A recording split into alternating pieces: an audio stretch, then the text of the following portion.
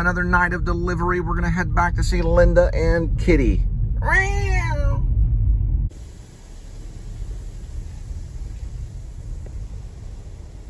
Dishwasher's one of them. Let's talk about the problems. You know, like your GE, like dishwasher, you know? Like your General Electric dishwasher. That's what I was saying. Dishwasher's one of them. One of the problems. I don't know how the plumbing is there. It's probably okay. Those are all apartments over there that I was showing. Kind of see it a little bit back there. It's called the Montgomery. They're old, they're antique, they're from the 20s. But I asked the dude, he said the plumbing was fine. Like a Portland thing or Seattle. Crazy kind of weirdo that lost, Droopy lost pretty much almost everything, and then just, I don't think he really probably tried to be a musician. He might have tried to, he dreamed maybe being an actor. He's on these studio sets and stuff, and then that went, he met this chick and he hung out with this guy. Next thing you know, he's freebasing. Next thing you know, he's living with friends, and then all of a sudden he's trying to go up to Washington, and the next thing you know, he's in a dumpster in Fairbanks, Alaska, and then he's discovered by Jed Wilson. Jed Wilson probably really tried to start a band. He's really into music. They both kind of like the music. Maybe at one point Droopy got kind of into Black Sabbath or something, and then maybe because when he finds him, he's yeah! You know, he's kind of flipped out, and he just him and his shrooms in the dumpster. But Jed, you know, knows that the Dwarf found him, so the Dwarf helped Jed somehow, because Jed was on his way to being a Van Dweller, which was basically up maybe in Washington area.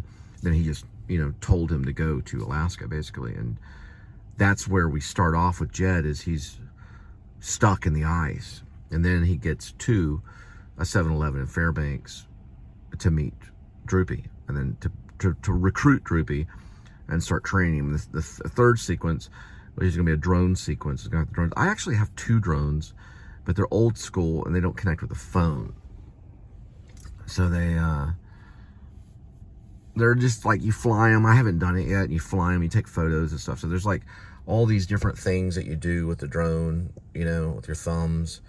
And then there's you know, it can take off. But I have played Splinter Cell, which is a Sam Fisher story, which Jed goes real quick. He goes real quick from being this Megadeth, Metallica listening kind of guy that you don't really know how to, you know, is he, you know, smoking weed? What's wrong with him? And all of a sudden, boom, he's Sam Fisher, immediately.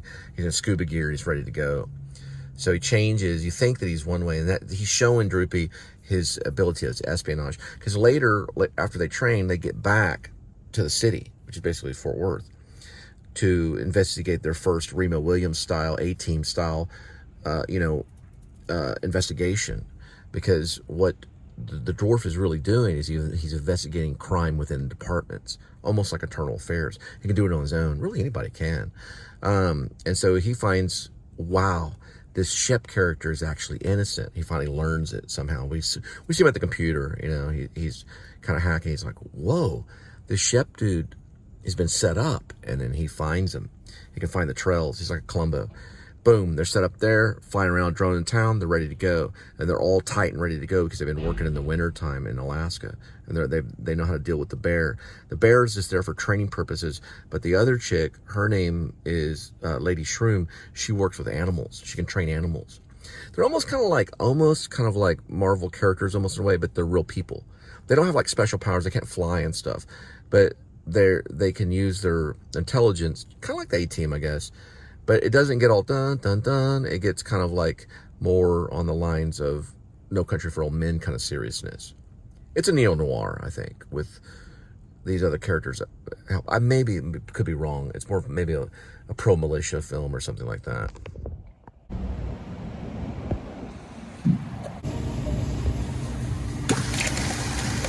Really, I should just have tea and put stuff in it, but I don't have my thermal. At least give me for editing, probably. I'd recommend the 0 sugar and then just put a shot of something in it, but I don't know.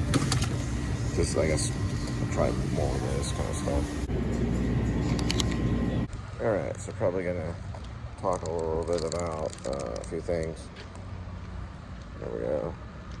All right, so I know that I probably had a little bit of sound issues talking about, real quick, Alaskan Trooper 1, Alaskan Trooper 2. Alaskan Trooper 1 is named Al Greenwood. The Alaskan Trooper 2 is Jonah Samuel Camden III, hopefully me. They are informed by the Dwarf, Doc Shelby, that there is a outlaw basically living in Alaska in Fairbanks on a reservation along a pine of trees. He had put a tracker on his Ford Interceptor, which used to be a police cruiser. That's what he tells them. It's been repainted and hacked, probably most likely. He's got all his paperwork, the newspaper clippings and everything. And he's, you know, ex-cop that's on the run in Alaska, that's wanted. So, Alaskan Trooper number 1, Al Greenwood, hopefully Mark Zuckerberg. Yeah, that would be interesting. Mark Wahlberg, sorry. Mark Zuckerberg, yeah. I don't know if he's done any acting, but anyway, Alaskan Trooper number 2 follows him, and they're driving out in this field and everything. I was got something from Zuckerberg and Facebook. It was like a message that pop up. No, it wasn't a message, but it was like a post, just like a reoccurring post. Anyway, so they're driving along in Fairbanks, and there's the cabin on wheels. Okay, I always call it the wheeled cabin. Sometimes I call it the wheeled cabin. I think I've called it the wagon. Whatever it is, it's the thing that he's pulling. The Ford Interceptor is pulling this house, basically a small little 75 square foot thing that keeps him warm. It might be a little bit bigger than 75 square feet. I don't really know my square foot very well. It might be like that size. You know, it might be a pretty big cabin. I might go get fun and do that. Although it'd be really crazy to have this 75 square foot, maybe like 150 square foot or 200 square foot cabin that's on wheels. Okay, but maybe like because of the stuff that's in it, it's only like 75 square foot of moving around or something inside, but it's really 200 and something square feet. I don't know. I may have even put that in the thing. I don't know why, but anyway, I might have to go back. Sorry if I did. Anyway, because it's actually a book. Okay, so he sees him, and they pull up, and it's like, excuse me, we're really sorry. We don't want to, bother you. And we know that you're camping out here and everything. First of all, a couple things. You're actually, on reservation land. We had to go to the tribal council to come on here. Did you do the same? And he said, well, yeah, of course I did. So, okay. Well, can we get some ID? So he pulls out this ID. He looks at it. Okay. He hands it to Jonah's character, grabs it. Goes back to the cruiser, types everything in, comes up Archie Rector. Interesting. The photo, comes back, goes to his boss, or it goes to Sergeant Al Greenwood. It seems to check out. I mean, it says, okay, so he's already asked him his name, so I guess he wouldn't say check out. Okay, yeah, let's cut that part. Back up. So he goes, okay, Archie Rector. Is that how you say it, Rector? Okay. Gives it to him, and goes, running everything in. So Archie Rector, it comes up, goes back and says, yeah, it says Archie Rector, everything's, it's clear, Just make sure everything's okay with the tribal council. We're not going to question everything about you being out here. I'm sure that you did get permission and everything. As long as you have permission, you can be out here and all that stuff. We just want to make sure, because we're not really supposed to come out here without us getting permission. He didn't know. So Al Greenwood didn't. He just wanted to check it out to make sure. Now, they do look at some photos. They look at photos of Shep. Looks similar. So he's like, So, secretly, Al Greenwood knows, but he has to go by the system. So they release everything, boom, boom, everything goes blah, blah, blah. That's important that happens the first time. Now, there's more story that happens with Lady Shelby, and then it reoccurs because the dwarf gets even more angry and says, you got to at least ask him, because maybe he won't lie to you if you ask him if are you lying or whatever. Go and talk to him and say, are you Shepard Dwight East, the guy on the run, ex-cop on the run and everything, he won't say that, but and then whenever he starts to go the second time, Shep is already out there with the dog, sees him at a distance because he's already put these little basically they're like alarms around maybe like a half a mile radius to like a 100-yard radius to like 50-yard radius. So if anything gets close, you know, it'll make like a little beep beep beep beep noise, and so he looks out and he sees them coming. He knows at that point, so he goes off taking off running. This is like a height of, you know, the winter, and then the blizzard happens. So that's important in that order. He goes through the blizzard. They try to go in the blizzard a little bit to get him, and then they have to pull out because they can't go into blizzards like that because it can kill them. So the troopers pull out. They don't get trapped in the blizzard. He gets trapped in the blizzard with the dog.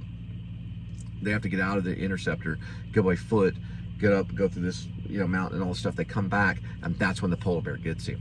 The polar bear fight, takes a knife, stabs the polar bear in the neck, blah blah blah.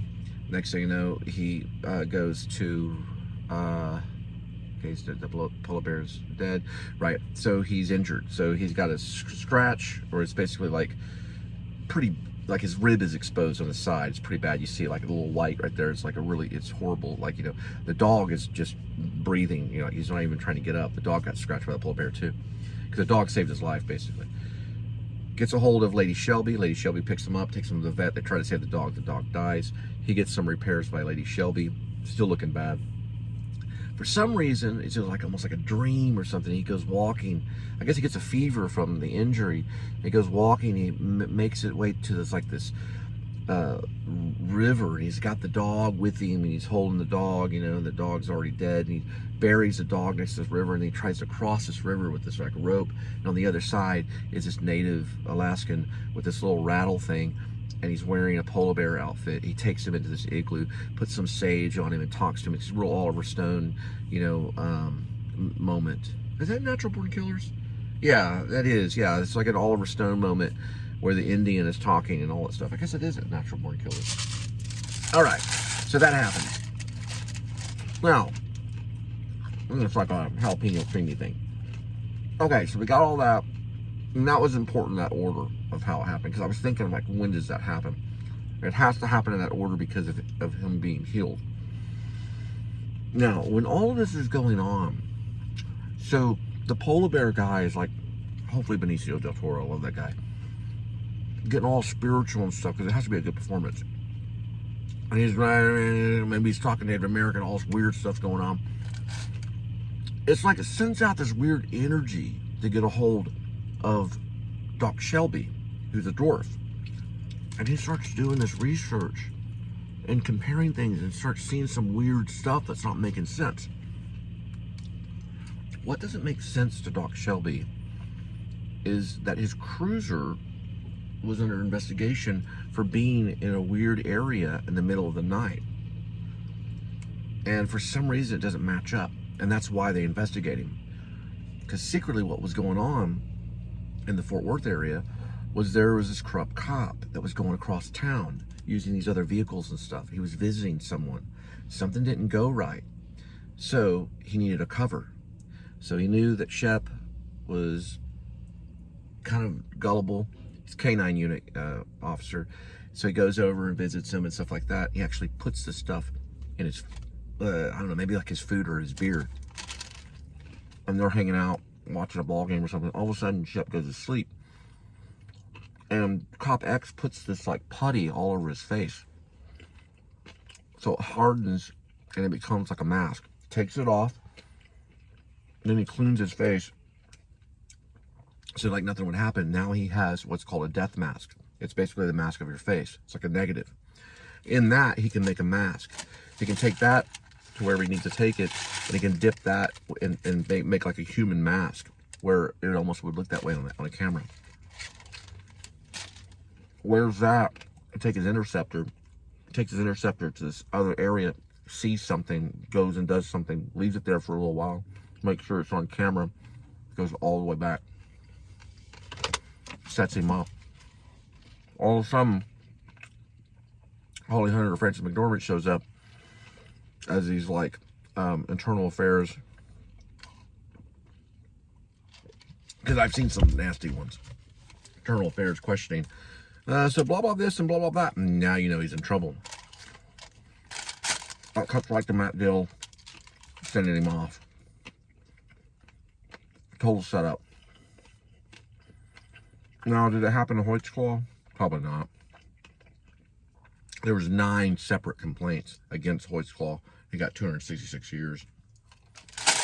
Anyway, that's the shepherds of Alaska. And that's not how it ends. Because now, Doc Shelby, the dwarf, has to send his team out. Jed Wilson, Droopy, and Miss Trim, and with the help and consulting ability of Shep Dwight East, to solve a problem. They find the guy. His name's, they call him Cop X for now. They trank him, take him back to Alaska, strip him down to his underwear, release him at a 7-Eleven, where an FBI agent, hopefully Sean Penn, picks him up. And that part of the story concludes. Then we go to this polar bear. So he's riding, it's probably Ray Fiennes. I think Ray Fiennes would be great. Not as a polar bear, but as Cop X, the bad cop. He's in the back, riding, he looks out. Now we see some of the evil stuff that he does, you know? So we see that he's evil. And so he's riding, he's looking out, and he sees this polar bear just running, you know, across the snow. And just slow fade on the polar bear. Rawr.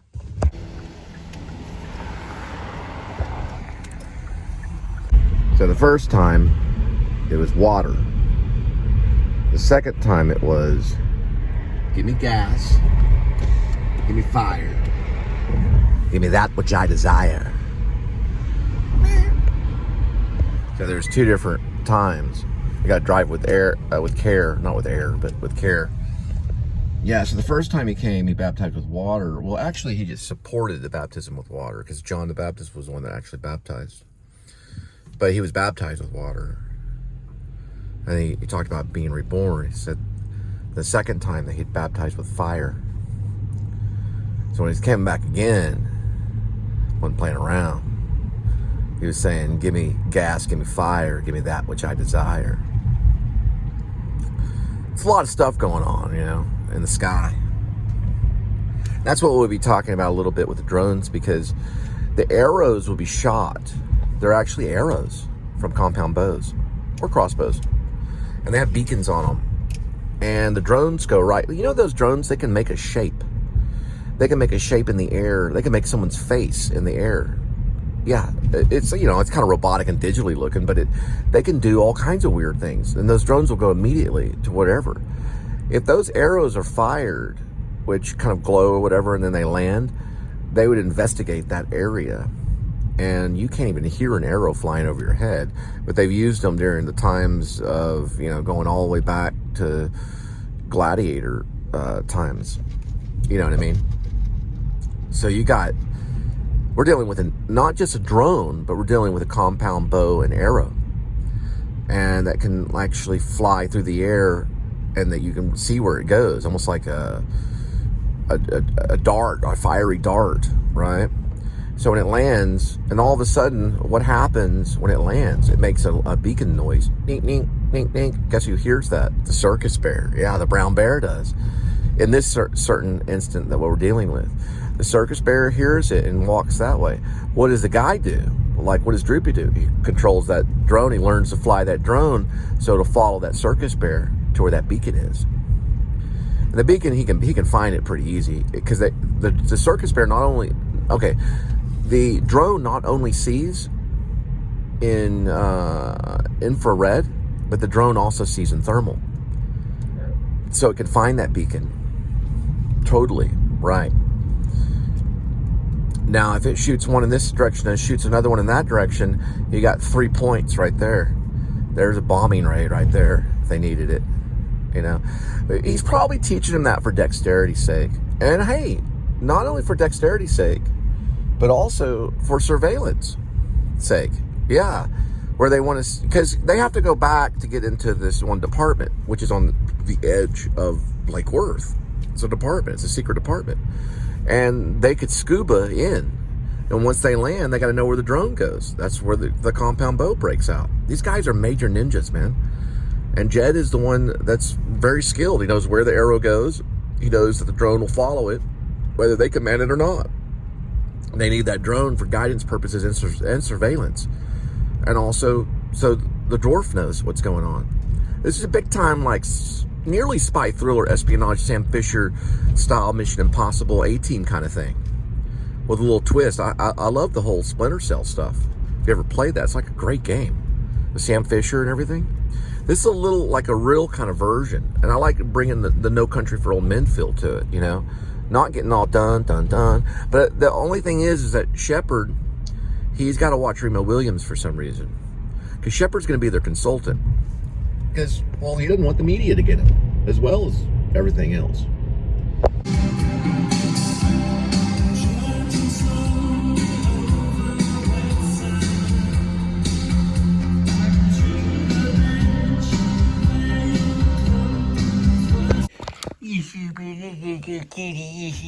For the worst and you come.